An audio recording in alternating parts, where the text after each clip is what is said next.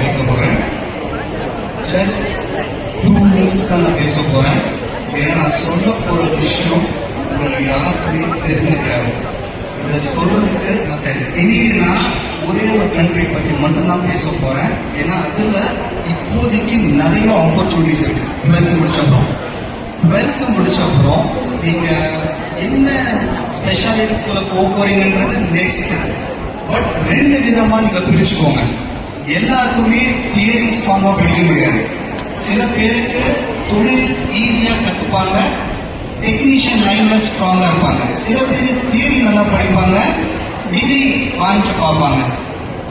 Germany பொறுத்த வரைக்கும் technical course பண்றீங்கன்னா டிப்ளமோ கோர்ஸ், காலேஜ் ஃபீஸ் 0. நல்லா கேட்டுக்கோங்க, காலேஜ் ஃபீஸ் 0 அண்ட் மாசத்துக்கு ஸ்டைஃபண்ட் 1 லட்சம் ரூபாய் உங்களுக்கு கொடுப்பாங்க. நம்ப முடியுதா? நான் சொல்ற பாயிண்ட் புரியுதா? சொல்றதுதான் இங்க வந்திருக்கேன். டெக்னிக்கல் கோர்ஸ் நர்சிங்ல படிக்கலாம், எலக்ட்ரிக்கல்ல படிக்கலாம், மெக்கானிக்கல்ல படிக்கலாம், ஐடில படிக்கலாம். And I'm talking about a country that is 3rd biggest in economy. உலகத்துல 3வது இடத்துல பொருளாதாரத்துல இருக்கு. அண்ட் டெக்னிக்கல் உங்களுக்கு இன்ட்ரெஸ்ட் இருந்துச்சுன்னா அந்த அஸ்வின் குளோபல் கவுண்டர் இருக்கு.